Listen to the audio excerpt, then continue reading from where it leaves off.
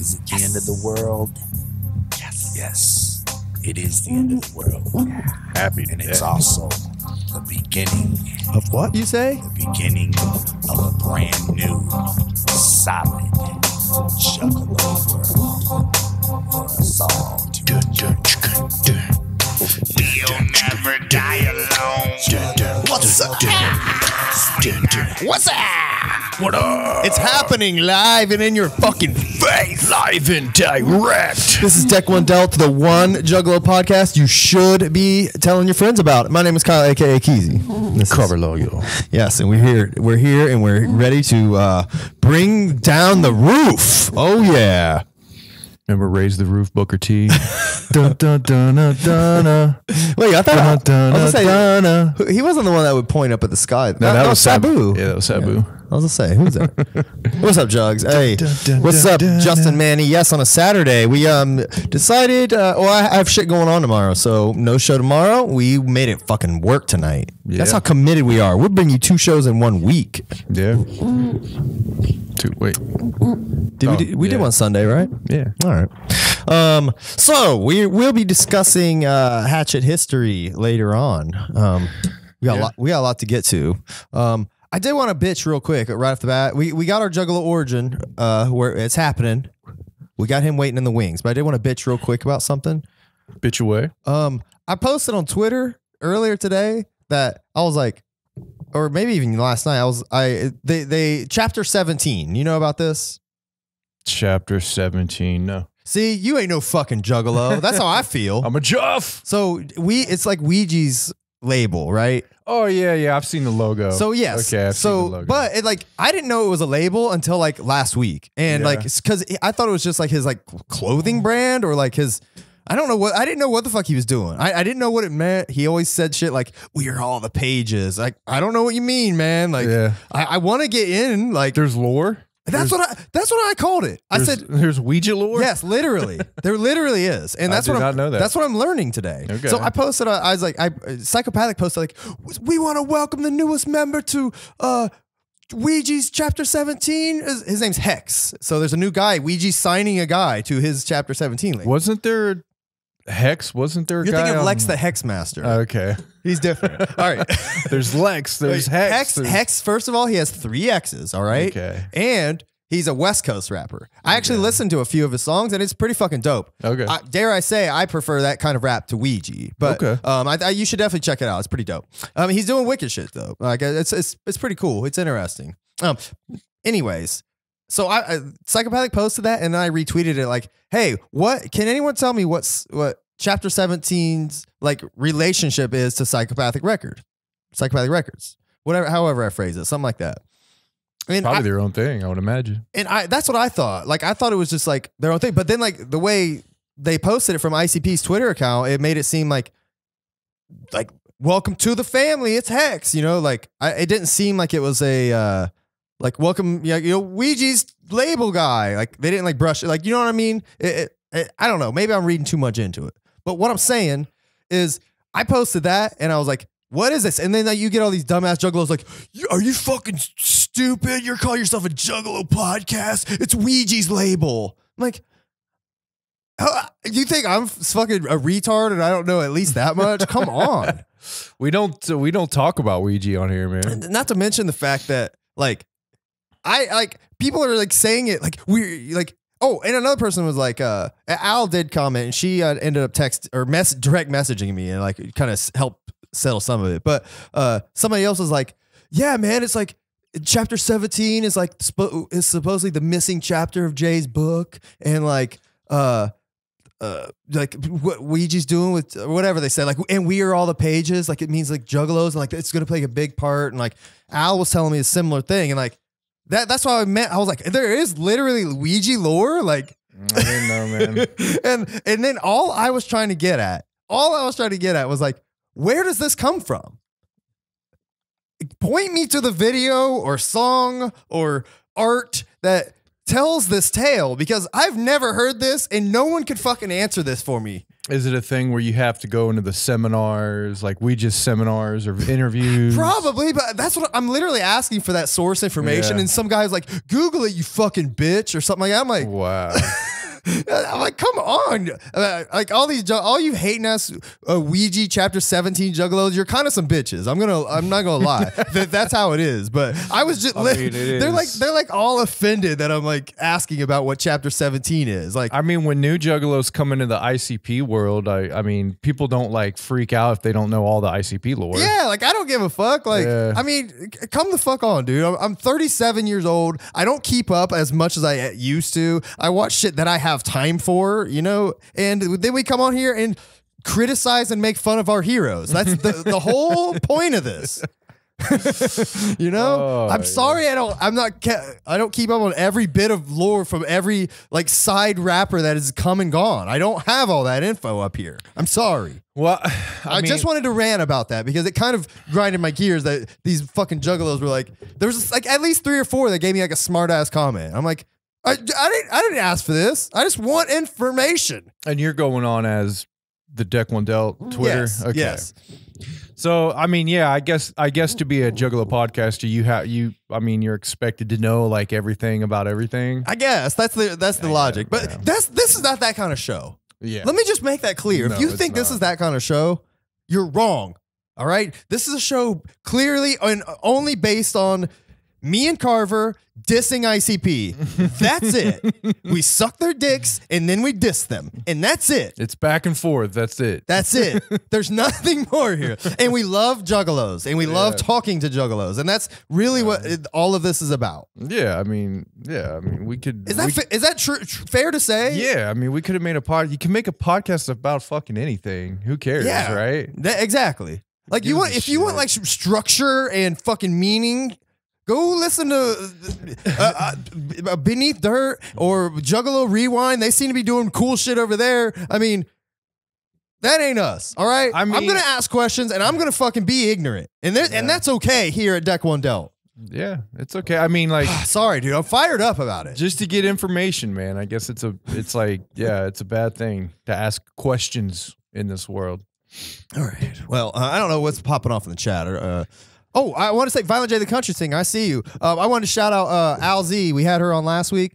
We will talk about Zen of Love later on. I have shit to say about it. But she was on Zen of Love. If you didn't watch the Zen of Love from this past week, watch that shit. Our girl Al Z was on there. I did not know until you just told me earlier, and that was pretty mind blowing. She's giving Jay and Shags way more juicy gossip than she was giving us. I'll say that. Yeah. But I will shout out Violent J the Country Singer. He was in the chat. He was one of those. He's like, I saw her on Deck One Delt. There was like a couple people that said that. Cool. Yeah. Yeah. That was pretty cool. He said ever since Carver called Ouija a chicken rapper, I can't stop. I mean, like that.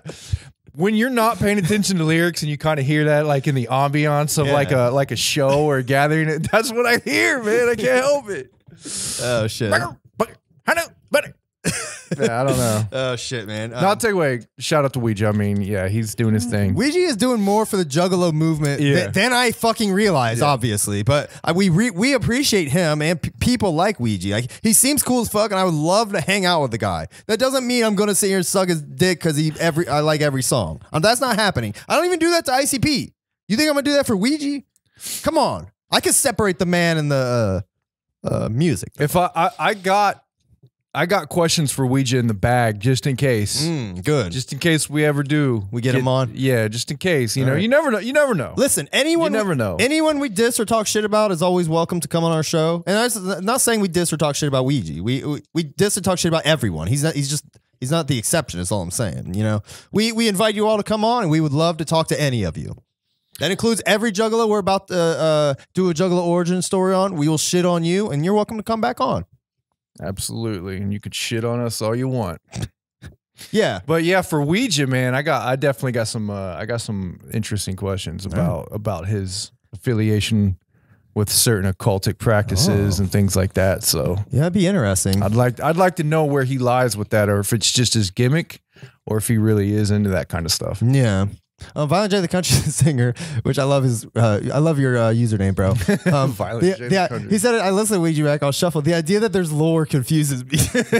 Yeah, man. I don't. It just makes you laugh. And then they're like, he said, Ouija goes, hey, ooh, hey, hey. Oh shit. He's vegan. Super sus. Hey, what's up, Gage? All right, man. We got our Juggalo waiting in the wings. You want to bring him in with us? Let's do it. All right, man. All right. You know, pull up this chat a little bit too. Okay, so let me pull up Zoom and let him in. Bear with me. All right. Hey, Frank, I see you. You're sideways, bro. Oh shit! Oh, there it is. There you go. Oh, there you go. All right, let me bring you in so the jugs can see. And now, I might still have it say Al Z. I'll fix it as soon as we switch, though. All right, bro, don't worry.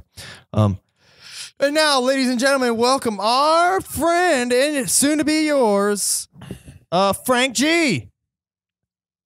What up? Am I upside down? You're sideways. What up, Frank G? Frank G, right? Yes, sir. Hey, man, how you doing? All right. There you are. There you are. Y'all can you hear me okay? Yes, Yeah. we can hear you good, man. How you doing? I'm doing well, man. I'm happy to be here. It's been a long time coming. A lot of hound dogging. I know, man. You're good, man. Look, I collected like 10 Juggalos. Like I put the call out like 8 months ago. I was like, hey, we need Juggalos for Juggalo Origin. Hit me up. And then like we stopped doing it for 6 months. You know what I mean? Yeah, So yeah. I collected like 10 Juggalos, and I wanted to stay true to my list. I had a real list going, and I have stayed true. Every one I've gone down in line. And I finally got to you, man. We never forgot about you. We just forgot about doing Juggalo Origins. I never lost faith. Yeah. I knew it would happen one day or another. I was going to get on here one way or another. You made it happen, man. Look at you go. Yeah, I appreciate it, man. Appreciate the wait. I mean, Yeah, that's all good. let's see what you got going on back there. What kind of cool shit you got behind you? yeah, that. I got my little Juggalo teenager dream come true museum back here. Man, Juggalo Shrine. That Yes, that looks my like you got every vinyl. You got every vinyl with the first deck right there. The only one I'm missing is Malenko. Oh, which, yeah. I plan to get very soon. So, Man, but that's- other than that, I got second deck. I got all those, and then just missing Malenko. So, Oh, nice, man. See that is awesome. That is awesome, man. I like seeing them vinyls right there, nice and pretty, standing tall. Yeah, they look good, man. yeah, thank you. I appreciate that. Like I said, the teenager in me, the teenage jug is like in heaven with this type of Yeah. shit. Yeah, Oh, especially yeah. I mean, especially that kind of shrine. Like that's like you got like the perfect amount of shit. You know what I mean? Like Yeah. you Just enough. yeah, exactly. Yeah, but like the quality stuff, Yes. like all the good shit. And he's got the six deck box set going on up there too. Yeah. I see the Lick Mine Arsh vinyl up there. Oh, and the Mars Dark Lotus in the Yeah. corner there. That Is that- of course, that got stolen from me by Jason Easter. Yeah, man. So Yup, I'm a big Lotus fan, so that's one of the major things I try to collect for sure. oh, that's what's up, Frank. I don't have any that Lotus vinyl. That looks very dope. Do you play them or you just keep them for keepsakes? No, I play them too. They're the only one that's sealed is the Shangri-La one, and I don't know. Eventually, someday I'll open it, but since it's like they say there's only 1,000 copies, I haven't quite brought myself to open it up yet. Now, have you had that?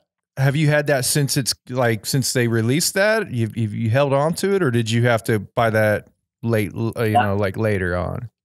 That one I bought later on. Okay. Most of these I just recently started collecting the vinyl, so yeah. I've had it for a few months now at this point. So That's crazy that it's still sealed, man. I know That's crazy. it cost me a little bit to find a sealed one. Oh, They yeah, I don't bet. pop up often. Yeah, man. Maybe I should have just sold my sealed one and bought a open one. My buddy gave me he had one from back then, and he just like gave it to me. I was like, fuck yes. Literally the moment he gave it to me, I opened it and like put it on my record player. That's that one, right? Yeah. Oh yeah, it's right there. Yeah. No, there's nothing wrong with that. Like, fucking play them. I got to get some kind of enjoyment out of it. It's cool to look at, but I want to hear them too. Yeah, I feel that, man. That's what's up. So Frank, where are you from? I'm from Colorado Springs, Colorado. Oh, cool. How is it out there? I love it out here. Right now we've had pretty mild winter, but it's a beautiful day today. And but no, I love it here, man. It's in Colorado Springs. We're about an hour south of Denver, which is like the big city. And Yeah. like that's where the Clowns play most of the time. But So it's a smaller town, but we still get live over here. I was gonna say, Colorado Springs, is that where the Garden of the Gods is? Yep. Yeah. Yeah. I live about 15 minutes from there. Yeah. what is that? It's like what is it? Like a cliff, like a rock kind of park. It's pretty cool. Yeah. It's just like a tourist destination. Yeah. You know, it's just like there's these red rocks, I guess. And it's just a beautiful place to visit, I guess. You know, when people come to the Springs. Yeah, super touristy, but it's pretty damn cool. That's yeah, cool. I've been out there. I've been out there once, so yeah, it was really cool. Colorado Springs looked like a really cool town. It is. It's dope. We're like right at the foothills of like Pikes Peak. Yeah. In the Rocky Mountains. So you know, we're not quite a mountain town. We still got city life and all that, but we're right there too. You can drive 20 minutes and be up in the mountains. You got good internet. Yeah, that's all. Dude, so. I always fantasize about moving to like a different city and shit. I'm like, oh, I don't know if their internet's gonna be good though. Right. I think it's good pretty much everywhere now. Like Colorado seems like it's such a cool place to live. Like I've never been there. Like I've been to Florida like 20 times and it's fine, but Colorado sounds like it's a cool place. Like just a chill. Like I just get like a chill vibe from there. It is very chill. You know, like growing up, it was more of a conservative town. Like there's a big church, a lot of churches, like focus on the family was big out here. But in the last 10 years, you know, they legalized weed. We've been on the forefront of that. Like it's gotten a lot more liberal and very chill out here. So that's cool. That's good. So living in Colorado Springs, you'd probably prefer that to living in like a bigger city like Denver. Yeah, you know, because we do kind of we still get that city life here, but we don't have to deal with traffic and just it's less expensive, you know. So it's kind of the best of both worlds. You know, you get a little bit of that city life, and you can dip out to the mountains if you want, you know. So I like it here, you know. See, I'm just getting like ideas of where to move. I'll tell you what, when we went through there, we stayed the night there, man. It seemed the vibe there seemed really cool. That's dope. Yeah. Most people that come out here enjoy it, you know. But this is where I've been for the last. I was born in LA in California, but I was raised out here. You know, me and my girlfriend just bought a house out here, so nice. we're staying for a while longer. You know? Yeah, that's cool, man. So what do you do? Right now, I manage an aquarium warehouse. Okay. Me and my dad, we don't own it, but we basically run the daily operations, and you know, we're a lot of packing and shipping, warehouse work, logistics. Yeah. But it's all aquariums and reptile, all that stuff. That's cool. Everything but the actual fish and reptiles. That's interesting. Now, are you into fish and reptiles? Not so much. Right now, it's kind of just a job. I've been doing it for a couple years. You know, I seem to do that. I bounce around from different jobs to different jobs. And, hey, same here, man. Yeah, I've been same here. Every job I'm at, I'm like, why am I doing this? Like, this is so stupid. I can give a good 3 years, and then I start wandering. I'm similar, man. And you're how old? You said you're similar in age to us, right? How old are you? I'm 34. I just turned 34 a few weeks ago. Okay, I'm 37. Carver, I think. Okay. What, you're 39? Something like that. So we're pretty close. But that said, I'm just saying, like, I literally just switched jobs last year. You know what I mean? Like, me too. Yeah, I can't do it. I'm with you, Frank. Like, how could you leave the Fago plant though? Dude, believe me, that really it pains me. Like, I think about that place daily. You know, but I think about it daily. I miss my peeps there. We might have to review that Juggalo card you got, bro. I know, dude. Believe me. You're already don't know shit about 17 or what is it? I know, man. I was laughing about that shit. I'm like, oh, man, that's killing me. Dude, like, then, you know what? I got pissed. I was like, hey, can anyone tell me what ICP stands for? But then that actually led to, I'll bring it up later, but it led to people actually giving funny answers, which I should read some of them later. But yeah, anyways. But yeah, man, Fago plant, I do miss that, man. It's but once you see how the sausage is made, it's not the same. Looking behind the curtain, you always you might not like what you see. Yeah, exactly. All right, Frank. So your origin. So what? How long have you been a Juggalo? What got you? What started you down the path? Shit, it was probably I was introduced to like ICP and Twisted right around the Bizarre Freak Show era. You know, it's a good you know, one. growing up, like me and my friends, we were always into music. I mean, we were listening to a lot of rock, a lot of hip hop, and then one of my best friends, his uncle, he was like the cool uncle. You know, he wasn't too much older than us, but you know, he would always be wearing his Twisted jerseys or whatever. And I remember one day he gave us the Bizarre sampler, and ever since then, it was just like we had no idea what the fuck we were listening to. You know, it was just so different, and it felt like we shouldn't be listening to it. Yeah, because that would put you around what, 12 or 13, probably, right? Yeah. So, yeah, I was about 13, you know, okay. 12. Yeah. So, but yeah, it felt like we weren't supposed to be listening to it, but it was funny. You know, we liked the music, and we just kind of hanging out with my friend's uncle, like anywhere he would take us. He was listening to Freak Show or whatever it was. He was a big Twisted fan back in the day. So that's kind of how it started. We just kind of heard it like that. It just got in there. Yeah. Eventually we started buying our own CDs and just went from there. You know, the rest is history. I know you mentioned it was the Bizarre sampler, right? But do you think would you count that as like the song that like really like, you know, perked your ears the first time you know, like that really gave you that ICP like itch? I'm trying to think. It probably was like Cherry Pie, one of those songs. It was kind of one of the singles off of Bizarre, like that just grabbed me, you know. And then once I heard the full album, like Take Me Away, you know, Questions, things like that, it was a wrap after that. And then hearing songs like We Don't Die, I mean, it was on from that. Had to be a hell of a year, because that was what, 2000. And they were peaking, like, yeah. I mean, that'd be a hell of a peak year to come in. You're 12, 13. You're coming in the year 2000. It's like you're coming in at 100. You know? Yeah. I mean, and you're going into the new millennium with this music that you've never heard of. That's probably a hell. You probably got some nostalgic memories from that shit, man. I bet. Oh my God, man, that was the time of my life back then, you know, like those years, even the few years after, were a lot of fun. And, you know, a lot of the friends that I met and that I still have to this day were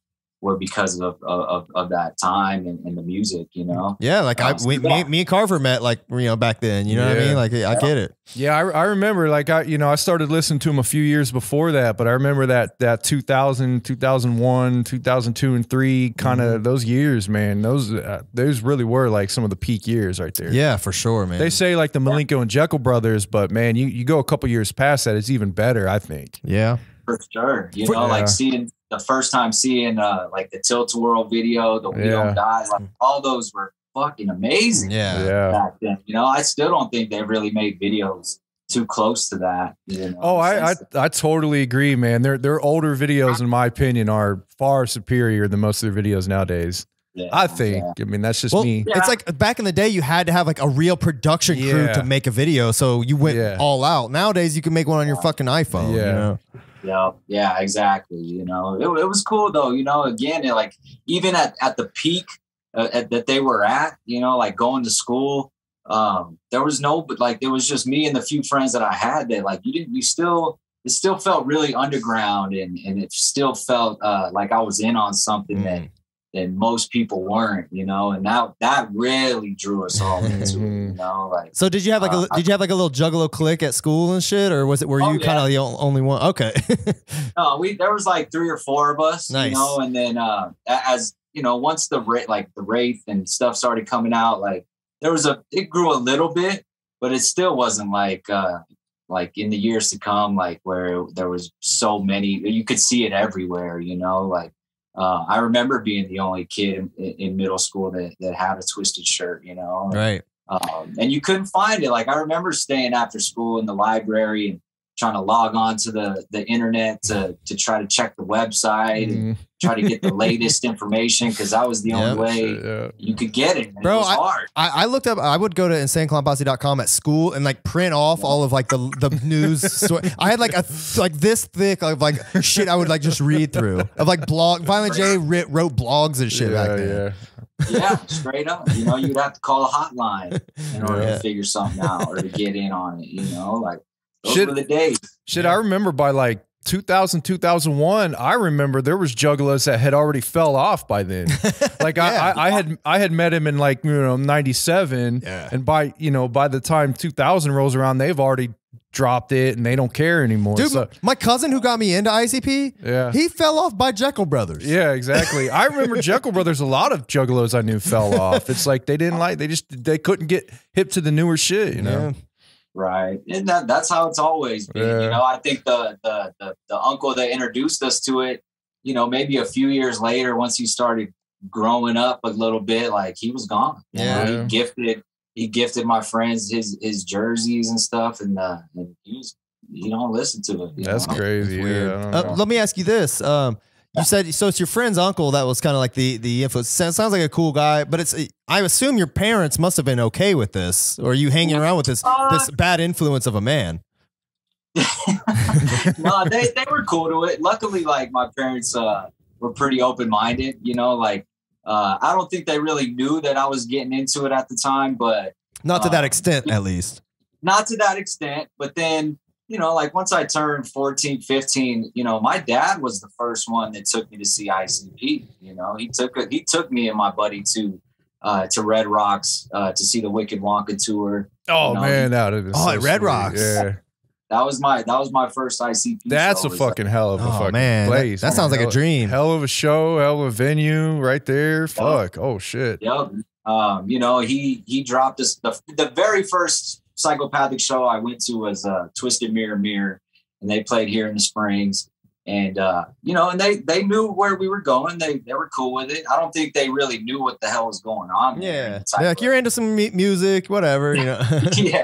yeah, they were cool with that, but they didn't know all the jug activities that were going on. You know, and how wild it might get. But they were cool. You know, my dad brought us to the Wicked Wonka. We got him to paint his face up at the first Fright Fest. That's fucking sweet. In Denver, shit like that. You know, and even to this day, like my dad. You know, he'll listen to ICP. Like he knows about Ouija, and he knows, like, you know, he knows enough. That's like, cool. He's 63 years old. That's wow. Yeah, he might know more than some of these up and coming juggalos. Yeah, yeah, you're probably right there. My dad's kind of similar. He was like pretty cool with it. Like right off the bat, he was like a metal rocker guy, you know. So he was like, oh, cool. Like you're into some kind of cool shit. Like, but so he took me to my first show at like 13 or 14. You know, like he was always pretty cool with it. He drove us up to Cleveland to go to a Hollow Wicked actually that year. You know, at like 14 years old. You know, so it's cool when you have somebody that's just like they're on board, you know. Like I think that's instrumental, especially when you're young, when you're a youngster, you know. I think like, you know, the father-son kind of thing, you know, like I think, you know, fathers know that music can be a big part of a teenager's, you know, pivotal years. They might not like think about it, but it's subconscious there. I think for a lot of guys, it's just like, oh man, music helped me. Yeah, I might as well try to be a part of this. Oh yeah. You know, my dad is, he's still my best friend to this day. You know, him and I get along. I mean, he was the first one who introduced me to shit like NWA, Too Short. Like he listened to that type of shit, you know? And so he kind of put me on in the beginning. That's sweet. In a lot of ways, you know? So I was fortunate in that way, you know? Yeah, that's awesome, cool, dude. And I know your dad was real big in like metal and stuff, like 80s type of metal. Yeah, like Metallica is like his #1 shit. Yeah, you know, but yeah, man, so that's pretty dope. Yeah, you have kind of sounds like a similar at least household vibe. You know what I mean? It sounds like it was all right. Yeah, it was cool. So you must have been getting decent grades then. Yeah, I got through. I graduated and did what I had to do. You know? That was probably one of the easiest things I've ever done in my life was get through school like that. So, you know, I made it happen. Not all my friends did, but I managed to do it, you know? Yeah, that's what's up, bro. Do you have any, were there any like, standout, like, shows? I mean, the ICP, seeing them at Red Rocks, that's gotta be close to the top, I'd imagine. But do you have any, like, have you been to any gatherings? Yeah, I've been to one. Okay. So far I went to 2007 at Cave and Rock. Okay. So that was right out of high school. I still can't believe, but you know, I guess we were adults technically, but my buddy, his mom let us borrow her car, and me and 4 other of my friends fucking drove out to Illinois, and I had a fucking blast, you know, like that was still one of the funnest times, man. Like, just because it was right before I started, I was still super into it, and it was kind of before some of us kind of started falling off, you know, like it was right around the time of the Calm, I believe. The Calm came out. The Calm era. Fuck yeah. I know that's when it was kind of on its way out for me for a little bit, but yeah, that's the same one we did. Yep. You know, I mean, there was still seeing Lotus, still seeing Ridas in full effect. Like, it was a good time, you know, and back then I didn't care about what I ate, where I slept, none of that. I just wanted to be there, you know, so it was a good time. I feel that, bro. That's what's up. Any chance we'll see you at the gathering this year? That's the plan. That's the plan. Hell yeah. Fuck yeah, yep, man. It's been way long overdue. So I think I'm going to make it happen this year, and it's totally doable. It's just a matter of doing it, you know? Yeah. So they dropped the dates, and it's going to be right here in our backyard. So, I mean, like, we're literally 20 minutes, well, probably maybe about 30, depending on traffic. But yeah, we're right down the road from where it's at, man. Yeah, I can't wait to meet all these people, man. It's going to be fun. Hell yeah. You know, and that's probably the reason going now is for that reason you just said, is to meet all these people that I've become friends with throughout the years, and only met them online. I met a few at this past Juggalo Weekend, which was super dope. Oh yeah, we can talk about that too. To finally meet these people in person, but the gathering is a whole another level. So I'm looking forward to, like, just that's what I'm looking forward to the most, more so than the shows and shit. Yeah, I got a question. Do you think the gathering? I know they're talking about it's the Gathering of Dreams or whatever. Do you think they're going to do the Wraith this year? I don't know. I thought they already did the Wraith. Did they?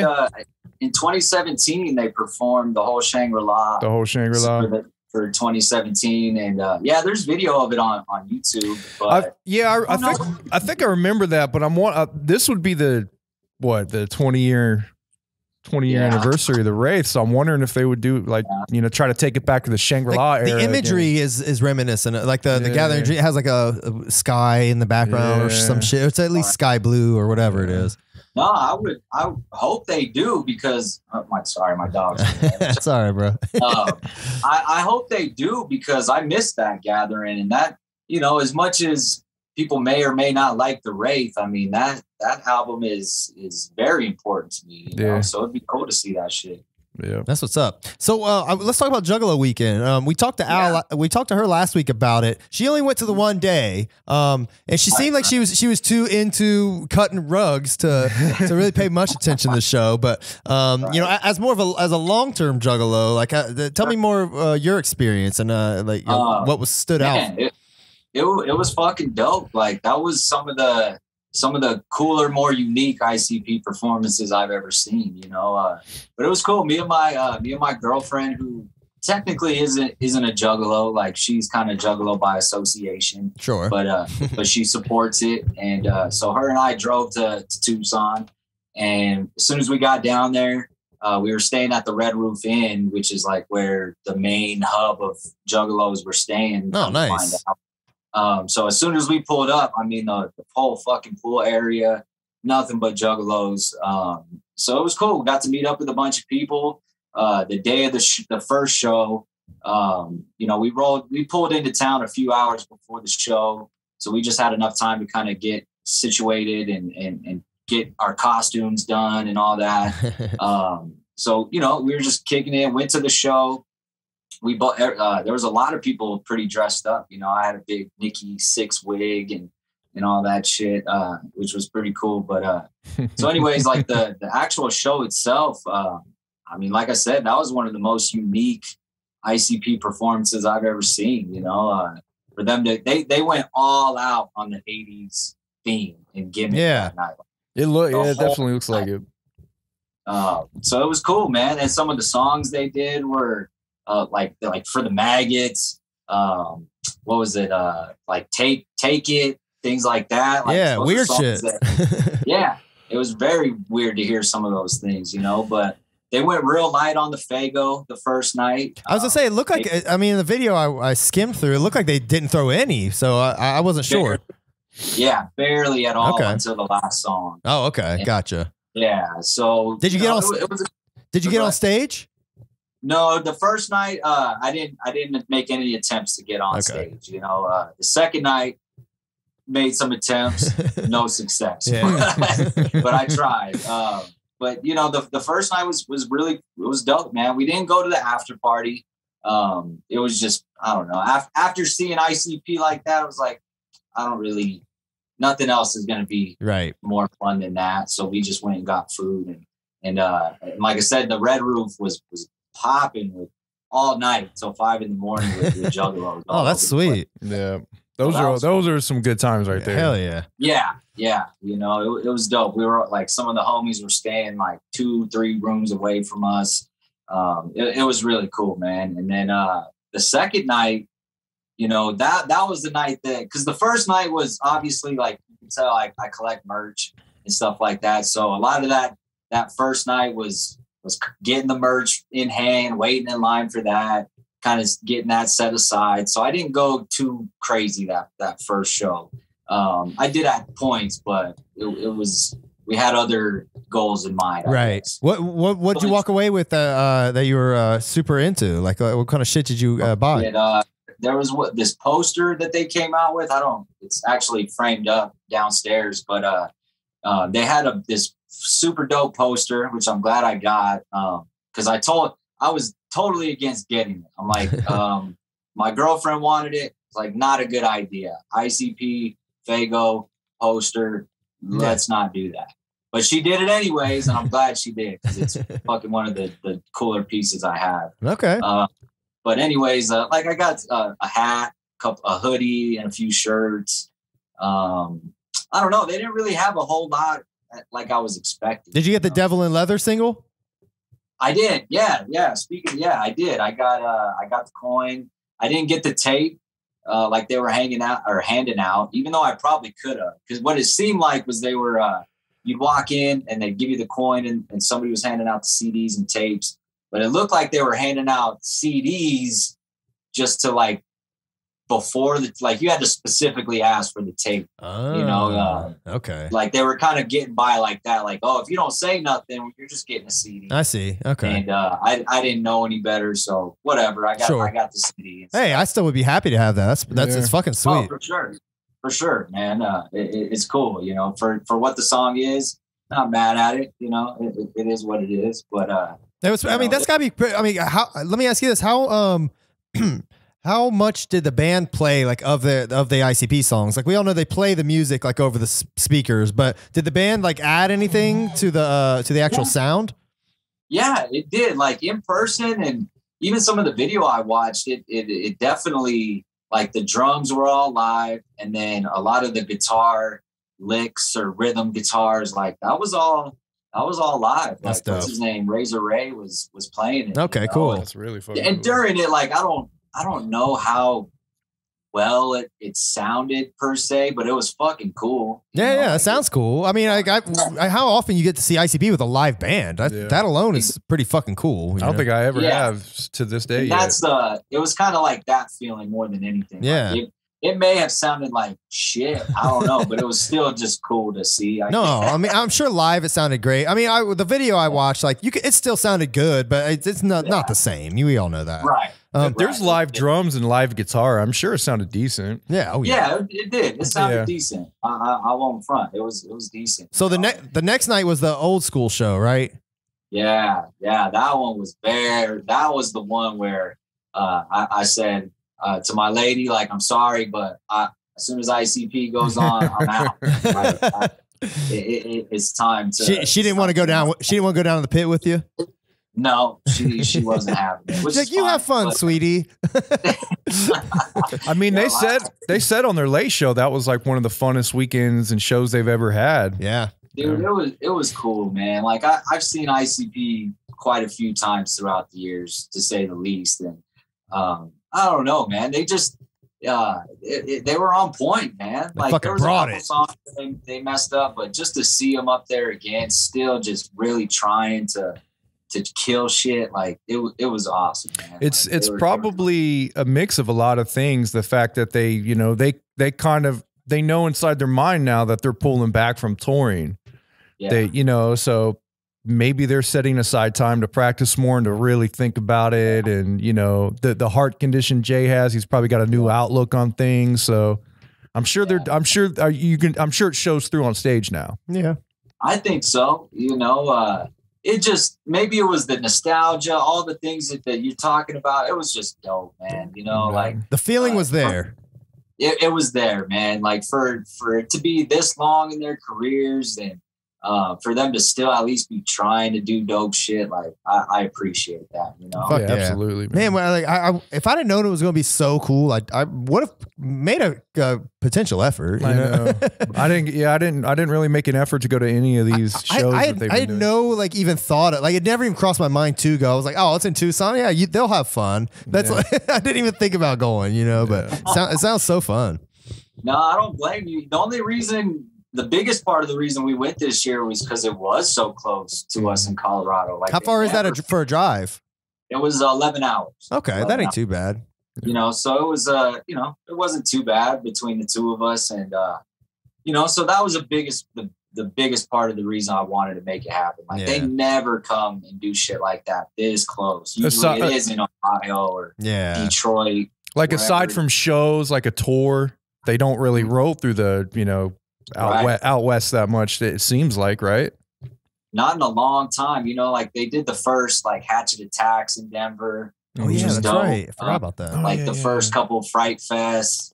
They used to back in the day, but yeah, it's been a long time since they've done shit like that. Yeah, because Denver was one of their bigger markets, right? Yeah. Oh yeah, I think so. You know, like you always heard Denver, Dallas.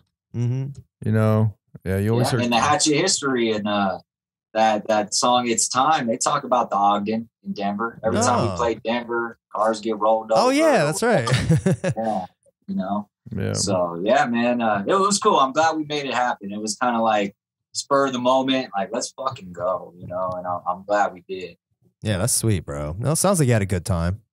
Yeah, it was fun, you know, and it just hyped me up more for the gathering this year as well. You know, I hadn't like I've gone to like I went to the Fury Fest and Shock. Like every time they come in Colorado on tour, I would go see them, but I haven't been going out of my way in the last 10 years or whatever to go to the gathering and do these other events. So doing this Juggalo Weekend, I got the itch again to start doing it. Oh, we feel it, man. We get it. That's how last year when I went to the gathering, that's kind of how I started feeling. I was like, yeah, man, I got to go to the gatherings now. I just got to, especially with Jay's heart condition, man.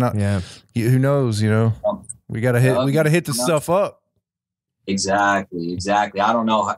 This could all be gone by tomorrow for all we know. So I'm trying to take advantage of that and enjoy it while I can. Cause I mean, shit, this has been, you know, even as much as I've been in and out throughout the years, I've always paid attention to what they've been doing. But, you know, over the last 2 years, probably I really got the itch again and it's taken on that nostalgic feel. And, you know, it's drawing me back. They fucking got me again. You know? Similar vibe, man. Similar wavelength as us. Yeah, man. We get it. It's the Dark Carnival is working its magic.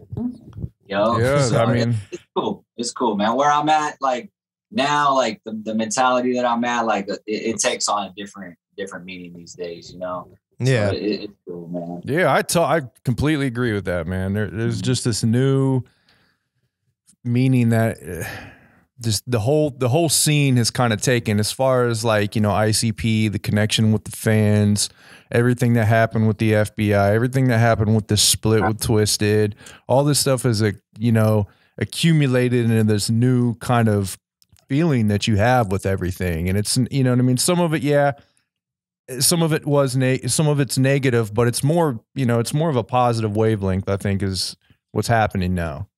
Oh yeah. Than it has been for many years. You know, yeah, it's cool. You know, like when people see me in public wearing ICP now, or they hear I'm a Juggalo, I don't get that that negative stereotypical judgment that I used to get for many years. Yeah, and, same here, man. It was the same way here. Yeah. I think people kind of like with the FBI shit, and it just kind of all that publicity and people actually seeing what it is. I think people are like, all right, that's cool. That's what you like. It's harmless fun. Yeah. Instead of being like, oh, fuck you, you're a Juggalo, you fucking, you know, degenerate piece of shit.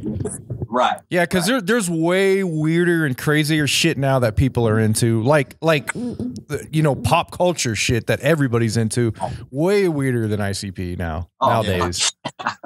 Yeah. I mean, yeah. So it's like the ICP's tame now compared to some of the shit going on in pop culture. True. That's why I let my kids listen to them. Yeah.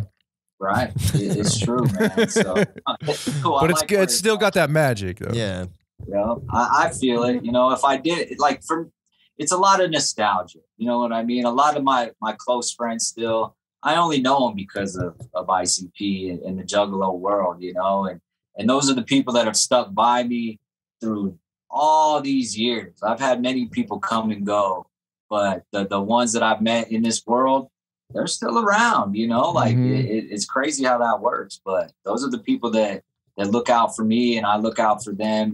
And that's the hard part to explain to the outside world, you know, like, right. They don't really understand that aspect of it. Yeah. And, you know, everybody probably has their version of that, you know, every fandom, every, you know, hobby or whatever. So I think people can understand if they just look at it from that kind of point of view. You know, everybody has their ICP. You know, right? Yeah, no, I'm sure they do. You know, but it's not as fucking cool as ICP. Yeah, exactly. Fuck. But they don't have that. They don't have Juggalos. That's the key. Everybody has an ICP, but not every ICP has Juggalos. You know what I'm saying? Exactly. I know what you're saying. Yeah, that's it. Yeah, it's cool, man. Like, Juggalos are a unique fucking breed, to say the least, you know. And, but they're some of the most caring motherfuckers I've ever met. Like, I got people that go out of their way all the time to hook me up or make sure I'm cool, you know. So that's love, you know. Yep, we know, man. I'm wondering if there's any other like artists out there that could say, "Hey, let's go march on Washington," and how well would that work with other artists? Like their fans would actually come without the intent of like just meeting them. Yeah, you know? exactly, exactly. Yeah, I don't know, man. Maybe Britney Spears has some clout out here. Oh, oh yeah, there's a whole fucking movement for free Britney. Yeah. But no, I feel what you're saying. Maybe someone like Britney, but you know, it would be them trying to meet her. It would be them trying to catch a glimpse of her, not giving a fuck about actually like marching. Yes. You know? Yeah. No, you're right. I just had to throw that in there. We get it. All right, Frank, we're gonna let you go. We appreciate you hanging out and talking with us, man. Your experience is super dope, and you know, we're glad to have heard it. Yeah, no, I appreciate it, man. I'm super grateful that to be on here and shoot the shit with you guys, and yeah, let's keep in touch, man. When I come out that way, I'll reach out to you guys, and you know, let's fucking kick it. Yeah, hell yeah, man, for sure. Absolutely, man. You know, I love watching what you guys do. You know, even though y'all be dissing ICP, like you're talking about, I get it. There's I can't front. Like, there's times where I'm like getting mad listening to y'all. I'm like, these overcritical. We're just having fun. No, I know.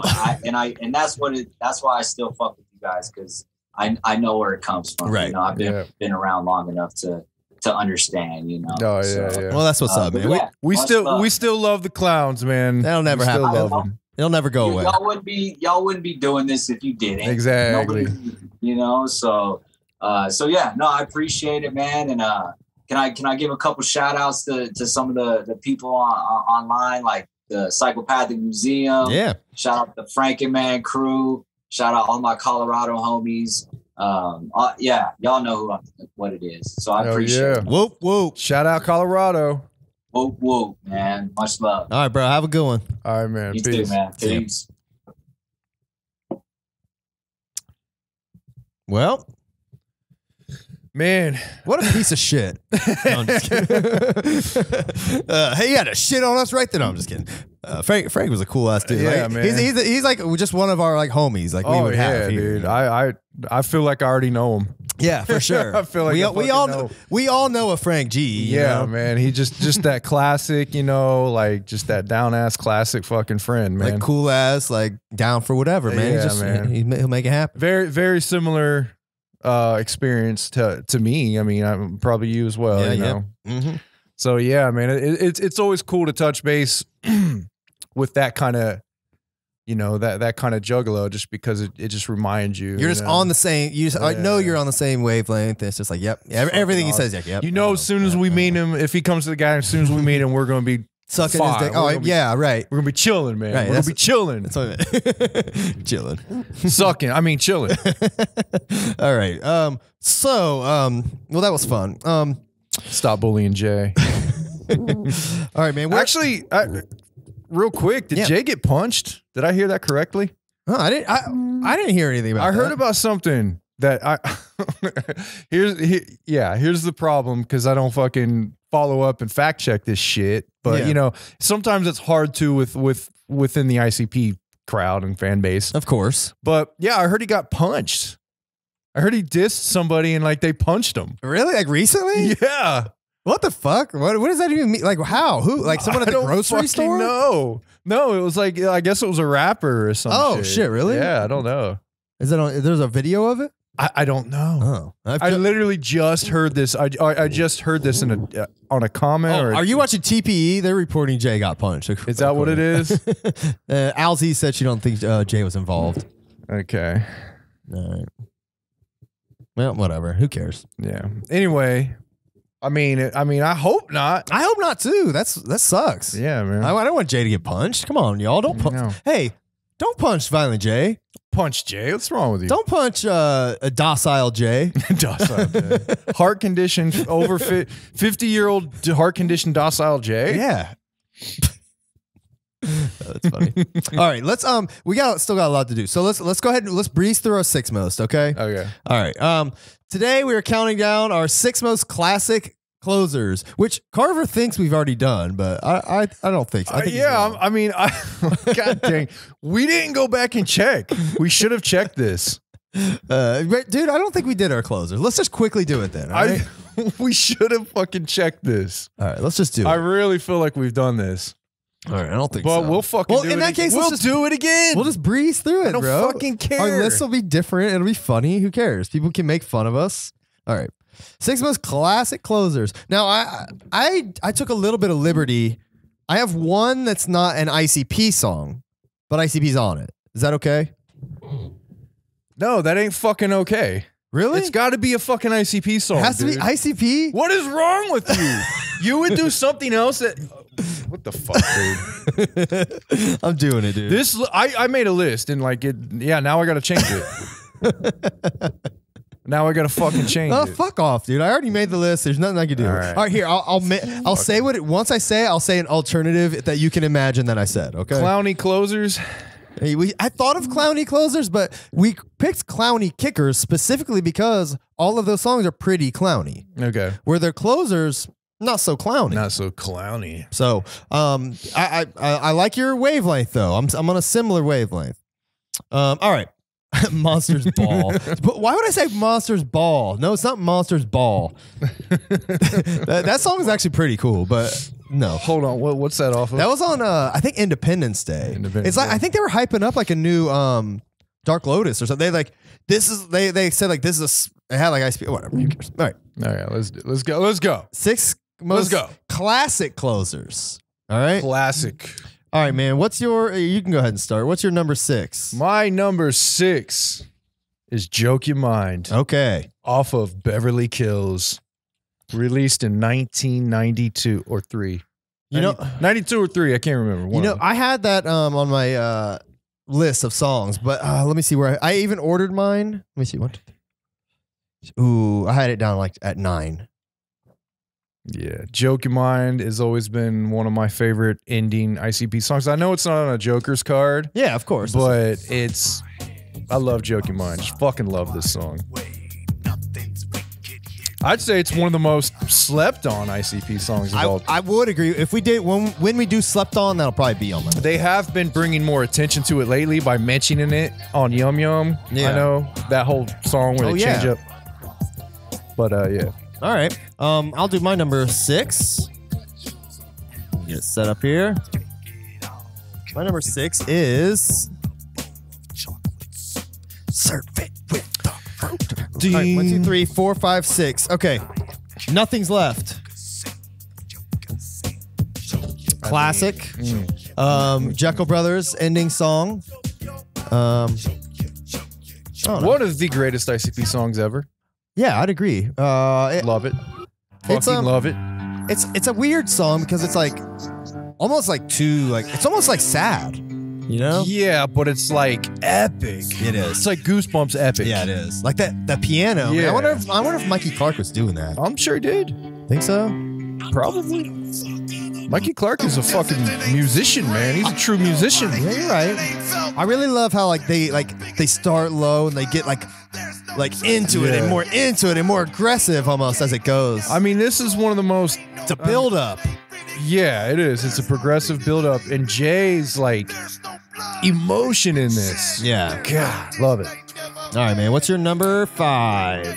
My number 5, and a lot of old schoolers going to disagree with this, is I'm Coming Home. Okay. I love it. Talk about this is going to be a probably easy list for people to guess. Yeah. Like with you know what I mean? I guess with juggalos like us. You know what I mean? That's literally my number 5 also. Yeah. I was pretty sure we were going to have a couple. I love this song. I literally can't get enough of it. This is a clowny closer. There might have been a point in my life where I probably would have put this at number 1. Yeah, I would agree with that. This song, this is one of those songs that had, it was just like one of the songs I just slapped for a long time. Like, this is my song of the moment, man. Yeah. Like, you know. I mean, everybody knows this song, classic, so we don't have to talk about this one. Yeah. All right, your number 4. My number 4 is going to be Crystal Ball. Nice. Crystal Balls. Fucking love this song. Talk about it. I mean, it's fucking amazing, dude. It's another one. It's like another one, like, you know, Nothing's Left. Oh yeah. It's not sad, but it's Goosebumps epic, especially the end with the guitar solo. And this is more of like a classic ICP, like as far as how it's like laid out and sung and shit. And then the rain comes down, you know what I mean, like that shit. Yeah. Like at the end, the chanting, and I mean, it's magical. This is the word, magical. I agree with what that. I would. I love this song. Say. This song I had this right under Nothing's Left on my list. All right. My number 4. God damn it. I hate that. All right. My number 4 is Pass Me By. Obviously, this probably would this would definitely be on some people's top. Oh yeah. I mean, this song is an ICP classic. Every Juggalo knows it. Every Juggalo loves it. No Juggalo is like, nah, Greg Malenko's cool except for Pass Me By. Yeah, this definitely would have. This probably was my number 1. Like for a while. For a while, yeah. All right. Yeah, I mean, what more can you say? Classic, amazing, love it. I mean, it was the first sign of like their vision of Shangri-La. Yeah, you're right. You know, I would agree with that. I mean, they didn't really talk much about it previous to this. Yeah, you're right. That's a good insight. Like, I don't think we've actually made that kind of observation. I mean, this was I think the birth of their vision of Shangri-La. So yeah, because even like the Joker's cards didn't really like. Yeah, like Jekyll Brothers kind of like brought on the like good or bad. Like old Riddlebox, I guess, did that too, didn't they? Yeah. But they didn't like acknowledge like Shangri-La as like a paradise that they're striving for. Yeah, no, they didn't really. I'm Coming Home was it. It was just them going back to the hood, back to what they knew. Yeah. This is them designing their Shangri-La. Yeah. All right. Yeah. Cool. All right. What's your number 3? Nothing's Left. Nice. So Good Nothing's choice. Left is higher on the list for me. I really love that song. One of the greatest of all time. Here, we'll give it one more quick listen. All right, man. Good choice. We love it. I mean, what is there anything specific you have to say about it? A specific part you love? You just all of it? This ending. The ending is very epic. This set, like, I mean, Pass Me By kind of set a standard. Like, I'm Coming Home was a different vibe. You know, like it was more silly and like funny, but like Pass Me By was like silly but serious. Yeah. And Like- then this was serious. Like they had a little joke in it, but this is also goes to my theory that the carnival can be hell or heaven. It can be hell or heaven because he's saying when the wagons come, I pray you let me on. Like the wagons are going to heaven. Yes. Like they're going to Shangri-La. Like it's the carnival can be both. Yeah. It can be the wickedness of the world that consumes you, but it can also be what takes you to paradise. I feel that. So that's good observation. All right. My number 3 is Something to See from Yum Yum Bedlam. I was wondering if that was going to make it on your list. I had to, man. I really like that song really spoke to me. It's a good one, man. So fucking good.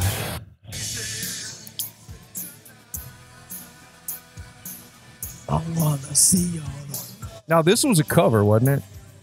Or a parody, or like a remake. It might be. Was it? I didn't know. Wasn't aware of that, but I think it might be. I'm not familiar with that though. Okay. Anyway, this song's great. Great one. All right. What is your number 2? My number 2 is going to be Pass Me By. Dope. Yeah, I mean, you could kind of see a progression of what mine's going to. Mine starts from like a more wicked, and it goes to Shangri-La. So you can probably guess what my number 1 is going to be. Yeah, you just gave us a hint. All right. Yeah, I'll give Pass Me By one It's more. a cover with new lyrics. That's what I was thinking. Okay. Yeah, Jay even mentioned that on the talk show. He's like, yeah, we did 2 80s covers. Yeah. And I was like, oh. All right. Yeah. All right, man. My number 2 is Take Me Home. From Bizarre, or no, from Forgot Freshness 3, actually. Oh, wow. I really like this song has always spoke to me. Like I really have just always loved it. Like, they're keeping it so real. Like this is one of the songs like the realest they've ever kept it. Like Behind the Paint real. You know what I mean? Yeah. And I love the melody and the guitar. I love the hook. Everything about it's great. It is a great song. I tell you what, it's not one that spoke to me. That when I'm thinking of my top, it doesn't sit there in my mind, but it is a great song. This was actually this was my number 1 until I Really? thought of my number 1. Yeah. I mean, it's a good one. It's a great one. It's a great one. Violent J the Country Singer said Freedom. That is a good one.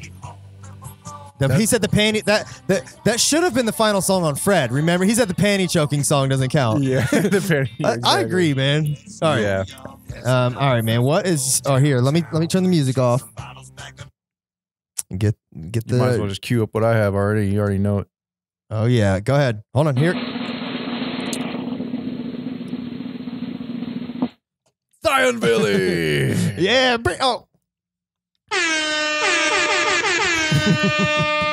All right. Yeah. I don't care. Hate me. Talk shit. I love that song. I mean, I love the song, Yeah. but I could not bring myself to put it on my list. Yeah. Just because, like, I never like just turn this song on. You know. Yeah. I don't either, but that's why the effects happen every time I listen to it. I get goosebumps every time I listen to this. No, I feel that. I genuinely really feel do. that. Like out of every song on my list, this one gives me goosebumps every single time. So, and yeah, I don't just put it on like, hey, let me hear that, you know. Yeah. I listen to this when I listen to the Wraith all the way through, and it's always at the end, and it always gives me goosebumps. Yeah. No, I completely relate. It's like the ending of a great movie, you know. I feel you. Or like a great saga. Yeah. You know, so. No, I feel that. I think by no means I have no criticism. Obviously, I love the song. I love the album. I love what you're saying about it. This song has never really spoke to me in any way. I do get the feeling, I guess, when I hear it, but I just because I can never bump it, I couldn't bring myself to bring it on. But obviously, it's a classic, you know. And then that guitar, man. Yeah, love it. Well, my number one does the same thing. Okay, let's see. Let's hear it. And this is the one that's controversial that I said was what's not an ICP song. It's my number one. All right. It's Juggalo Family. Oh.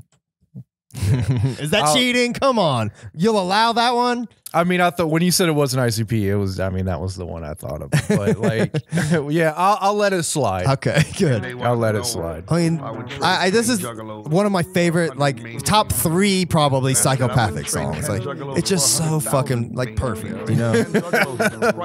It's almost too like happy to me. For me, it was always like it was just on that line where I was like, this is corny.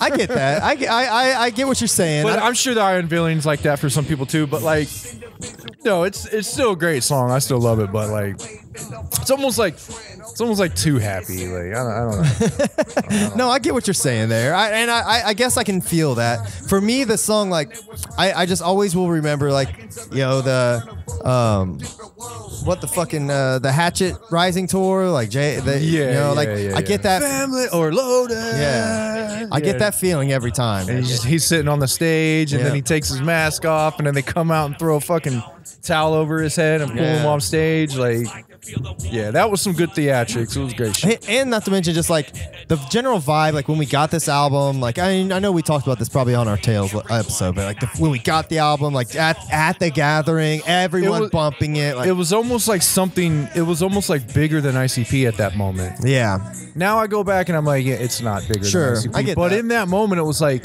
man, Psychopathic's doing something crazy and new, and it's like they're growing beyond just ICP and Twisted, and this song kind of engulfed that feeling. Yeah. It bottled it. Yeah, I mean, this bottled the family era for sure. Yeah. Absolutely. No, it's a good pick. I Hey, mean, let me listen to I only get to listen to this album on CD usually, and I never hear Mars's verse on. yeah. Oh, I remember that back when I had the CD listening to this. Just buy the damn CD, man. Get on eBay and get the fucking CD. You need it. You need this in your life. I know, you're right. You fucking need it. Spend the money, treat yourself, and get the fucking album. No, I can't. I'm gonna find my copy. All right, when's your birthday? I might get it for you. I'm gonna get me my copy back. I'm gonna fucking get Do you it. sell ties to that guy? No, I don't. Not at all. I'll look him up. All right, man. That's it. He don't have this. I'm gonna fucking find a way. We're gonna get you that album. All right, man. Well, that's it. That was our 6 most. I hope y'all like that. See, I don't think we did that. I don't think we did closers before. For sure. I mean, I guess not. Maybe I don't know. All right. Oh, I did write down a couple. What do you call it? Honorable mentions. Yes. Okay. What were they? It's All Over. Okay. Oh, that didn't even come Now across my that's radar. not the ending song of Bang Pow Boom. It's on the extra disc or whatever, but they did make a video of it, and that just has the vibe of an ending song. Yeah, I mean, if there was an ending song that wasn't Bang Pow Boom on the album, like that definitely would have like been it, right? Yeah, I mean, the ending song was. I guess you could think of that song as Miracles on Bang Pow Boom. But it's not the ending song, and it's like, you know what I mean? The ending song is the title track, right? Bang Pow Boom. Mm-hmm.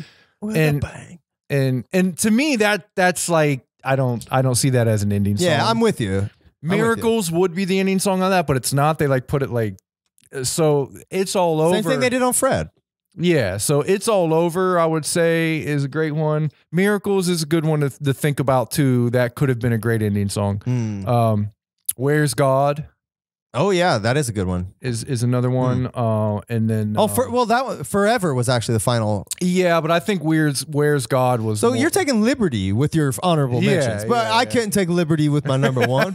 yeah. No, at least they're ICP songs. But no, I think Where's God was a better ending song than Forever. Because Forever is happy, but like, Where's God's more of a. Dude, I almost put Forever on my list. Like, I was on my. I do have an honorable mention as Forever and Pendulum's Promise. Pendulum's Promise was a good one. See, in that case, I would have put like Beneath the Paint or Behind the Paint, whatever the song is called. Yeah, that one I think is like a good like ending closing song. You know, it could have been. Yeah, but it wasn't obviously. But yeah. And then I did write down Something to See. So nice. So at least I got an honorable mention. Yeah. All right, man. Well, that was fun. All right. Well, here's a DC Fago guy's top 5 exclusive. Forever, I guess I'm gonna guess Pass Me By is number 1, but Forever, Amy's in the Attic, Nothing's Left, Crystal Ball, Pass Me By. That's a solid list. That's a good DC list. Fago guy. Good list. I thought Keezer would say darklotus.com. Dude, if they would have said I had an ICP website at that time. If they would have said my website at that time, I would have said that was my favorite. That's so fucked up, man. You had a like decent site. All these bullshit Juggalo websites got in there, but mine couldn't get in there. It was bullshit. Mine was decent. Yeah, I know it was. It was. All right. Yeah, nevertheless. All right. We got the segments out of the way. I wanted to talk a little bit about the Twitch shit, but we still have to go over. Do you just want to like just brush through Hatchet History, or do you want to like just save the Twitch shit for next time? And give Hatchet History its due diligence. I say we save Hatchet History. Just save it completely. Yeah. All right. Fuck that. Fuck it then. All right. I say we save Hatchet. I'm actually okay with that. So in that case, let's talk about because we got some other stuff to get to. Yeah. So in that case, I do want to talk about what I've been watching on ICB's Twitch. So they did this Zen of Love the other day, right? And it was fine. They had Dr. Drew on there, which was kind of funny. Dr. Drew. Was he on there before? I don't think I watched the last one. He's still doing shit.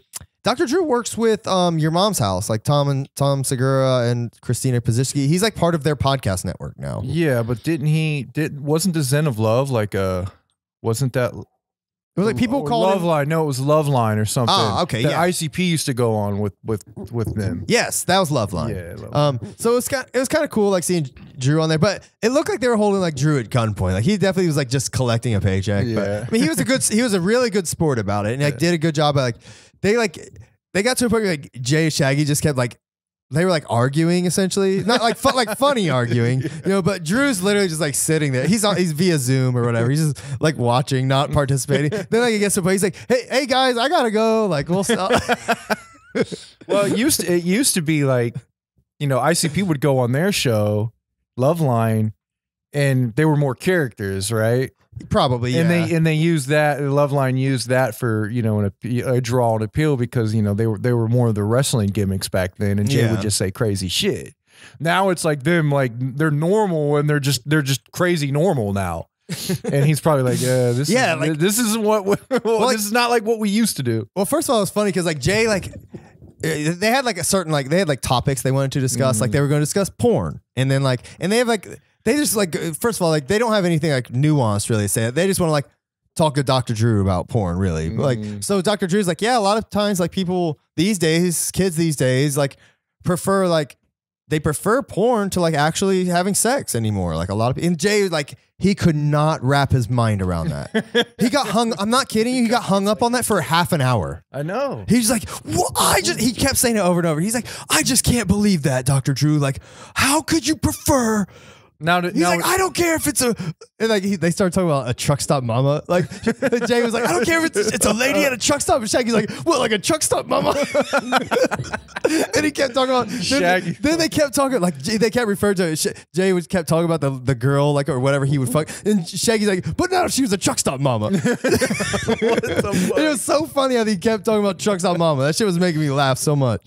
My question to you is do you think Jay is putting this on as an actor? Is he really surprised by this? Well, I think he's genuinely surprised by it, but I think that like because common sense tells people that that's pretty much the case nowadays. Like most people know this. Most people know like the kids coming up are going to be probably more into porn just because of how these kids interact nowadays, right? Yeah.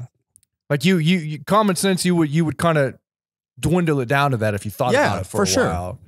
So just, you know, it kind of not that I'm hating on Jay, but it kind of shows how he's out of touch with shit. Exactly. I thought that too. And like he was even saying like, he's like, oh, maybe I'm just old, like I'm out of it, but he's like, that just, and Shaggy was like, they were talking about like, he's like, what if he's like, if you they were talking about if you want to fuck a sex doll, would you fuck a sex doll that was like hot as shit? He said they called it a sex bot. Shaggy kept calling it a sex bot. He's like, if it was a sex bot, he's like, if the flesh felt like real flesh, she acted like a real woman, you would still rather fuck a truck stop mama than that? And Jay was like, yeah, because that's real Ned. That's and real like Ned. Shaggy's like, you're fucking crazy. Like he's like, there's no way I'll put my dick in the truck stop mama. That shit was so that was annoying because Jay like just got so hung up on it. Like he wouldn't shut the fuck up about it.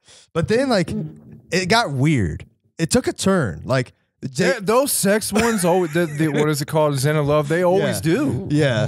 The ones I've seen, they get weird, especially when they got that girl sitting there. Was she there? So they had Lainey there, Jay's girlfriend. Oh, okay. She was there. So it was funny because they weren't even acknowledging her. Like they were sitting here talking about porn and like she might as well not been there. And then at some point Drew was like, hey, maybe we should ask Lainey, like the woman here. Like, what do you think about whatever the fuck they were talking about? She's like, well, yeah, I mean, like whatever. She was like all like cute and just said something, you know, silly, whatever. Yeah. But then they got to the topic. I don't know how they got to it, but they started talking about anal sex. And Jay was like, I've never had anal sex. I would want to have it. I would love to have anal sex. He's like, and I'm not even bullshitting you juggalos, like, or Dr. Drew, whatever. He's like, I'm dead ass serious. I want to do that before I die. And like really started to get like weird about it. Anal sex with a woman. Yes. Oh, okay. And like, of course, Shaggy made like yeah. No, Jay gets weird about it. He gets hung up and it's almost like he doesn't have a filter to like not take it too far. Yes. And it happened. Like, and Drew was like, and Jay was like, Lainey ain't gonna, she doesn't want to have anal sex. And she like tries to speak up. He keeps like railroading her. And like God. Drew's like, hey, I think like Lainey's trying to say that she's down. Like, and she literally was like, I've never said I wouldn't do it. She said, I'm just scared. Wow. That's it. That's all she was saying. And like Jay, like he got hung up on the anal sex for like another 15 minutes. Do you think that might have been a psychological work on Jay's part to try to get her to say she's down for it on camera? Maybe, but I thought that, but then like you'd think after she said that he would just stop, but she might as well not even talked, and he just kept saying like he wants the butt fuck like the whole time. Oh man. Juggalos, I mean, vouch for me. Was Jay not out of line on that shit? Like I put quotes down, I think. We might have talked about this you know, when they started doing these, right? Yeah. A couple years ago or whatever. Last year. Yeah, it was last year. Whatever. I think I even said like, I don't know if Jay's cut out to be doing like pods where he's on camera for hours at a time. Like being himself. Yeah. Being himself for hours at a time.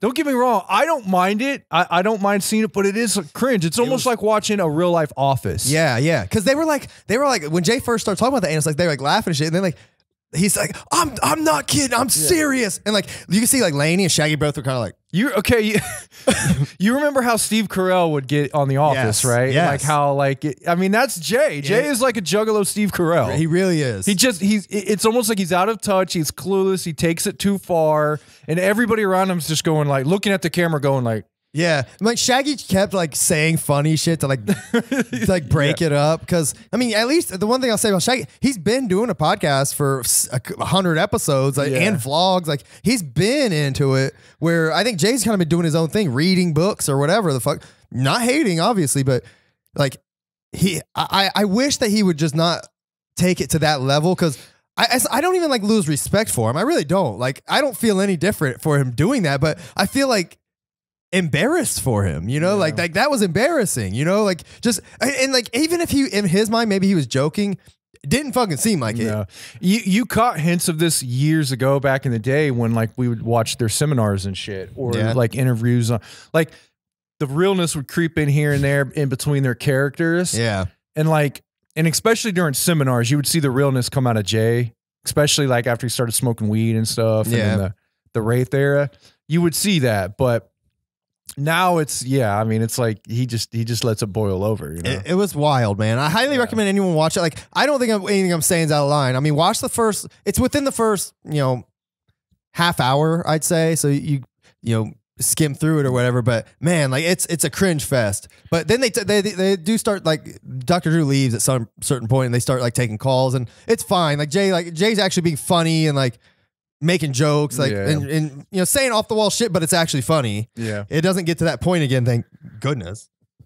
Yeah, I don't know if he. I don't know if he knows where he's going and what he's. Does anybody tell him? I don't think so. Like, I mean, it probably wouldn't matter if they did. The only thing he has going for him is that he's part of the insane clown posse, so he kind of gets a pass, obviously. And I'm giving him the pass, but I just had to bring it up because I thought it was so fucking weird and cringy. Man. It does get a little. I wish I could. I can't bring it up on. I'm not logged into my account on Twitch. I wish I could bring it up, but man, it's crazy. Are we just bullying Jay? We're bullying Jay, man. Yeah, we. He gets too damn. He gets too damn cringy, man. Yeah, we gotta. Look, we love Jay. We're trying to reel him in because nobody else is. Yeah, Jay, man. come on, bro. I know you want a butt fuck, but don't plead with your girlfriend or with the nation on your podcast that you want a butt fuck, bro. It's weird. Say you want a butt fuck and leave it at that. Don't plead and beg, please. I'm begging you not to beg for butt sex ever again. I honestly kind of dodged the Zen of Loves now. Yeah. After I watched that, like they've done like a few of them, right? Yeah, I think they do one every time they do one of these. Yeah, I watched a couple of them, and then after that, I was like, yeah, I'm probably not going to tune into the Zen of Loves anymore. It was fine, but other than that moment, it was fine. I will say they did talk about how they regret saying the F slur, during in their songs and shit. Like, because some guy said, like, he made a joke, Jay, like, oh, something's wrong with your butthole, right, sir? Or whatever, he's bringing the guy in. He's like, oh, no homo or whatever. And Jay's like, whoa, wait the fuck up. Come on, dog, man. You can't be saying that. It's 2022. And see, like, just drawing attention to that, too, is a little cringy for me. It was cringe, but, I mean, I appreciate him doing it. Like, I do, but it was very cringe for that guy because he was like, oh, I'm sorry. Like, Jay's like, no, like, then he went on for like literally like 3 minutes about like how they're mad they used to say that in their songs, and like they said they stand by their old shit, but they said he's like, it sucks that a gay person can go back and listen to that and feel dissed. I hate that, and I appreciate that but I train of thought. Yeah, I mean, I guess that's okay. I mean, I don't know. I think if you're gay, I don't know, man. It's context is what matters, and we all know the context of the '90s, and that's what he said. He's like, that was just gangster rap. That's the kind of shit you did. Like I think even like younger. He's like, we always hang out with gay people. Like, we never had anything against gay people. It was just like what you said. Younger kids should be taught that that's kind of what was said back then, and it's just like not to take it too. People have learned their lesson. Yeah. So I don't know. Drawing attention to it, I don't know. It gets a little cringe for me. I wouldn't change it for the world. I need them F slurs. the new F bomb, right? Yeah. All right. The only other notes I had was that Alzy was on there, and Shaggy made the same rug cutting joke I made. Haha. I made the joke first. Oh, nice. And then I said Manny sucks. Yeah. I don't know, man. Like, oh God, Manny seems like a cool ass dude. Let me say that. He just seems nervous and like they need a new host. Like, his energy levels are real. Like, I mean, I understand he's like an overweight kind of. He's probably not in the greatest shape, but it seems like he has a hard time like standing too long. He's sweating all the time. Like, he just seems nervous. The energy levels, and like they call it out on him too. Like, I've seen. They kept calling him Friar Tuck because he was dressed in like a robe. I guess there's some wrestler manager or something named Friar Tuck. Or something. I'm just wondering if like it's a homie and they want him to, they just wanted to give him a job. Like I mean, I don't know. Well, how did Manny get this job? Is what I want to know. That's what maybe we can get Manny on here. He's obviously like a homie or maybe worked at Psychopathic or something. Yeah, we never heard about him back in the day. Maybe he was a low level employee and worked himself up after everybody left. Yeah, they don't have Rude Boy anymore. They don't have these other people that used to be in Manny's position. Yeah, I guess so. Was the mouthpiece kind of like an advertisement mouthpiece? I mean, why don't they just get Rudy to do it? You know, Really? I think Rude Boy. He'd be good at it, right? Rude Boy? Yeah. That's who used to do this kind of shit. Yeah, like why the fuck isn't he still doing it? That we've asked that before on this show, but Rude Boy used to be in Manny's position. That's weird. Like man. if I had, I mean, I don't know for a fact, but Rude Boy used to be that position. He used to be the introducer, that kind of guy. Yeah. Remember? Yeah. Used to host things. He hosted the Shangri-La party where I won the jacket. Yeah, and then on their radio show, Rude Boy was a big part of that radio show, and he would. Remember he used to come out sometimes during shows, in between sets, and like bullshit. Yeah, talk. he would open and close. So he's already got the skill set. Like, throw him a few fucking bucks and get him on board. You know, I would love to see Rude Boy. I don't understand. I still wonder the story with Rude Boy and what happened and why he's not like. It did seem kind of sudden. He stopped like being around, and he was always around. Yeah, maybe I don't know. We may have missed something, you know, but. Yeah, I've always wondered what happened to Rude Boy. Well, let's see. Gage said, I think Manny drives Shaggy around like his assistant. Okay, maybe. Justin Manny said that's his dad. Oh shit! And then Justin said, whatever happened to the pedo that was on the label in the mid 2000s? I don't know. I don't know who the fuck he's talking. I mean, maybe someone from Perpetual Hype Engine was a pedo or something. No, they had there was some. I don't really want to go far into that. Juggalos can Google that shit or go into their self. But yeah, there's some issue with that. That worked for them, or was this like or one of the rappers? It wasn't a rapper. Okay. It was somebody that worked on Psychopathic. So interesting. Yeah. All right. But yeah, I don't know. Well, that's all I have, man. I will say the Kuma. Oh yeah, the Kuma interview was very interesting. Yeah, watch the late night talk show. Like, they talked to Chris Hansen, which that was a cool interview. Like, I mean, Jay's just blowing him the whole time, but Chris Hansen's he's a professional. Yeah, so it's nice seeing like true professional, a professional on this shit. Just like Dr. Drew, you know, the Bigfoot guy, that Bigfoot guy. Jay was all into that footage, and that shit looked fake as fuck to me. It did look fake as fuck. Fake as fuck. It was just like a CG Bigfoot, or it might have been a mask that was like CG. But bro, he said he took the Survivor Man out there. Fucking give a fuck. You could take any one of these TV show celebrities that have a fucking survival channel, and they can say anything they want. It doesn't prove shit to me. Doesn't prove a fucking thing to me, man. Survivor Man is a fucking TV show actor. I mean, I guess so, but I guess he's like, he knows his shit. I mean, I don't know. Yeah, he probably knows his shit, but he's a fucking TV show. He's a professional guy, too. I get it. I mean, I'm not going to go out and say Bigfoot is not real. Absolutely not real. But really, like, Jay loves that Bigfoot dude, and I'm glad Jay has that hobby and he loves that shit. Okay, that's fine. That's cool with me. But like, that footage proved nothing to me. I'll say this: I'm very gullible, and I plan on watching that documentary, and I plan on going all in on Bigfoot. Did you think that footage looked real? No. Okay, then that's all I need to hear. It looked like weird. I'll say that, but that one thing that tipped me off that guy was a phony was that he was big upping the Patterson footage, which is like the known like guy in a monkey suit footage. You know what I mean? Exactly. Like Joe Rogan always makes fun of. He's like, it's a guy in a fucking ape suit. Yeah. I mean, that guy was very interesting. He was an interesting guy, but like, bro, how can you sleep at night when you know you're tricking like you're tricking Violent J?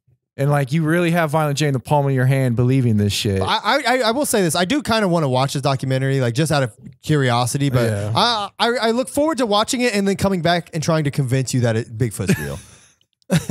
I'm also looking forward to Violent J and Shaggy actually going on a Bigfoot hunt. Do I think time traveler? Sorry, do I think Bigfoot? Do I think Bigfoot is a time traveler, man? Oh my No, he's a dimension walker. Dude, let me tell you something. I've been to literal like Bigfoot and UFO like meetings and conferences in like police stations in small towns. You have? Yeah, fuck yeah. Why? Because you know me, man. I've been into conspiracy theories and shit for a long time. Yeah, me and my buddy Jason went out to a small town here in Ohio. It was literally a meeting about Bigfoot and aliens and shit. Holy shit. Well, how'd it go? It was fucking crazy. They had seminars and people talking and like scientists and shit and all kinds of stuff. It was crazy. Was it like convincing at all? Any of them convincing? I mean, it was interesting. Dude, I'm a conspiracy theorist, but I'm a true skeptic on so many things. But you know, I want to believe. I want to fucking believe, but I need to see evidence. No, I got you. I want to believe. That's what I'm saying. Like, I mean, this guy has like footage and like that would be. He said he's literally suing Canada, and like they told him like we're just gonna keep this tied up in the courts. It'll never see the light of day. He said because they know if it does, the truth is out there. Yeah, and like he's so convinced. And I applaud. Like as I was listening to it, like I had a skeptic mindset listening to it, but that guy's sincerity about it like is convincing. I'll say that. Like I can't believe like how much time and dedication and effort you would put into a work. Dude, yeah, he's seen, but the footage looked fake, dude. It looked cool, but it was, I don't know, like. It did not convince you. You already told me it did. I'm not convinced just because I don't know what a real Bigfoot would look like. Maybe a real Bigfoot looks fake. A real Bigfoot's so Bigfoot's a hologram probably. I mean, he's a holographic dimension walking time traveler. Okay. He may 9'6", but going back to me going to Bigfoot conferences, that they do talk about that. I remember hearing about when this conference in this police station that I went to years and years ago was the first time I heard somebody tell me that Bigfoot was a fucking alien, dimension walking alien that can teleport. Yeah, dude, maybe that's what created us. And that there was eyewitnesses there saying that they saw a UFO land in the woods. They couldn't make out what the UFO looked like. And Bigfoots came out of the fucking UFO and literally sent like a fucking sound frequency, knocked everybody down. It was like a whole town, knocked everybody down. Damn. And they were paralyzed while the Bigfoots walked around and did their things, got back in their ship, left, and then the people could get back up. That's incredible. This is what somebody said in this fucking play. Did you believe him? I mean, I thought it was a cool story. yeah, right. No, I love hearing that shit. So I'm with you. Like, I get what you're saying, but I'm very skeptical about all that shit. We were created by Anunnaki. I mean, I know all about the Anunnaki and the Sumerian tablets and, you know, the Nephilim and you know, Nibiru and all kinds of shit, reptilians. I know all kinds of shit about all this shit, and it's all fascinating and interesting, but I mean, you can't show me a little looped clip of a Bigfoot's head like swaying in a tree and me go, oh yeah, that's definitely Bigfoot. That's for real. That's it. Maybe, man, maybe. I mean, this guy's convinced, bro. He's gonna take Violent J and Shags out there. I really hope they do, man. I fucking would love to see that. I hope one of them gets murdered by a Bigfoot. Murdered by a Bigfoot. What the fuck? I hope they go out and find like Bigfoot and like Jay has some sort of like we've talked about Jay being a channeler, right? Maybe he can channel Bigfoot. Bro. Maybe he can communicate with Bigfoot. Maybe Bigfoot's a juggalo. Maybe the Dark Carnival has some connection. Jay can talk to Bigfoot, and maybe Bigfoot can show them some medicinal purposes, and Jay can heal his heart perfectly. Oh, bro! And they go back on tour. Now you're onto something. Please, Bigfoot, heal Violent J, and they can tour. Bigfoot, I know you're watching. we need Bigfoots to heal, come out, big feats to come out in a big group and just, you know, teach ICP about the secrets of life for healing and things like that. So, what's Malachi York? You know who that is? Malachi York said so. No, I don't. All right, I didn't know if that was some channeler. Bigfoot built the pyramids. Yeti Jedi. All right, man. Hey, do you want to look at the track list of Hatchet History and just reminisce about it real quick? Sure. All right. At least then we can say like this episode's literally going to be called Hatchet History. So I at least want to just reminisce real quick about each one. Well, let's go. I mean, we can go through some of the songs on here. I mean, you know, I mean, obviously we don't have to go over Toy Box and shit. All right. Like So that. what even is the intro? It's only 15 seconds. We can hear that, right? Yeah. It's not playing. I mean, Hatchet History. I mean, it was a great piece, that gathering that year. You know, it was a cool little piece of the puzzle of that memory. Yeah, of course. Look, it's like not playing. I don't know why. But yeah. No, well, we literally can't listen to it anyways. I don't know why Spotify's being a bitch. I don't know. Well, I ain't worried about it. So but I was gonna say like that. It's called Hatchet History, 10 Years of Terror. It's intro, then It's Time, which is a dope ass new song that they put out for it. Yeah. Right? Then Secondhand Smoke, literally a top 5 Twisted songs. Mm-hmm. Gang Related, which was new to this to Juggalos at the time, right? Yeah, and I remember people loving that song. I loved it. Loved it. Gang related. Yep, I fucking loved it. And that probably didn't help their case with the FBI. Yep. Then Toy Box, classic ICP, obviously. Blaze Casket, classic Blaze. We love that.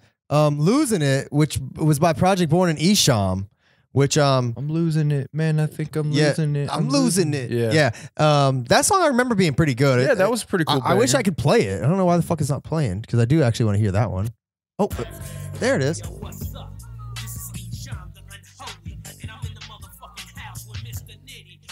I mean, I wonder if this song is from that era. I don't know. It does kind of sound like old Isham, don't it? Yeah, this just sounds grimy. It's got that old grimy sound, man. Love it. Yeah. All right, Sunny Day by Zuck Island. It's one of their better songs, I think. I was a Zuck Island fan. I was a Zuggalo. Remember that one? Yeah. Oh yeah. If I Ever Die. Oh, this is no joke. The best Misery song. I was so happy they put it on it. I had a copy of Para La Isla, and I listened to it like a few times. A lot of it was forgettable, except this song. Yeah. This song was so fucking dope. It burned into my memory. And as soon as it was on this, I was like, fuck yes, I'm so glad it's on here. I wonder how much that album's going for now. I think I still have it. It was on Project Born's album in 1995. Okay. York was some cult leader from the 70s.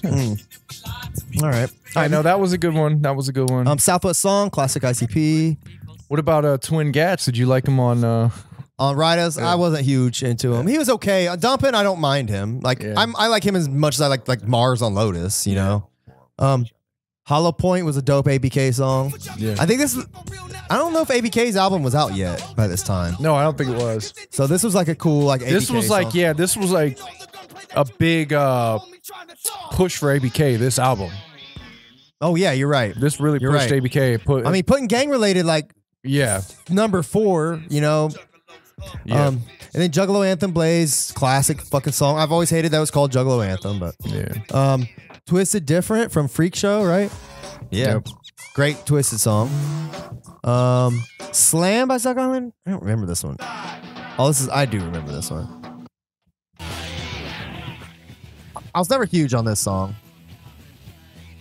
I just don't like the distortion. It was a skipper for me on this one back in the day. Bitches by ICP.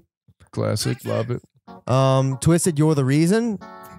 Great, amazing Twisted song, which we've never discussed Mirror Mirror on the show. So I really love Mirror Mirror for the record. Love this song too. We've never talked about Mirror Mirror on here. What the? I know. Oh. I just got a chill from listening to this shit. I have very fond memories of this album, bro. The beat on Hollow Point is borrowed from Isham's track called Tony Montana. Okay. Yeah, that's interesting.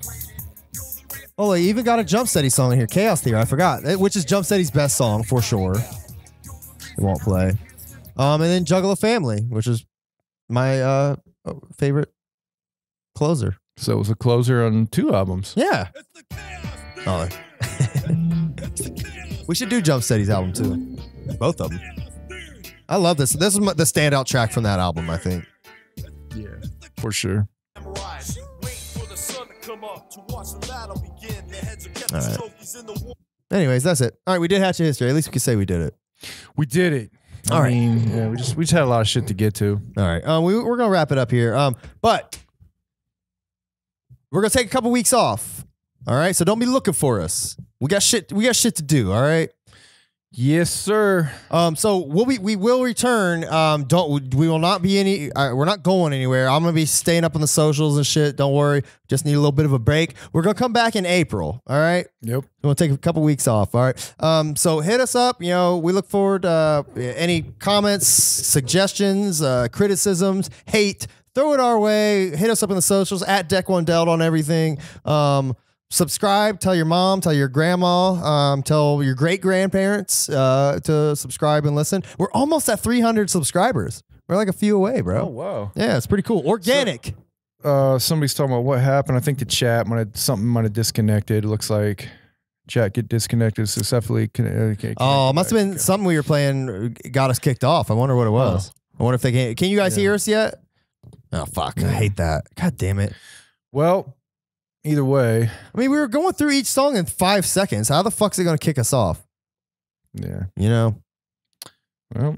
Then it says successfully. I wonder how much time we lost there. I don't think it was long, if anything. All right. Well, if you didn't hear, we're just going to take a break. We'll be back in April. All right. That was the bit. That was all we were trying to say. Yep. Just taking a little bit of some time off. All right. You ready to shuffle the fuck out? You got anything else to say? No. See you in April. All right. Yes. We'll see you in April. Thanks for hanging out with us, guys. Until forever, we're going to shuffle out of here. I'm Kyle, a.k.a. Keezy. I'm Carver, and we'll slide this one right back into the deck. Peace out, y'all.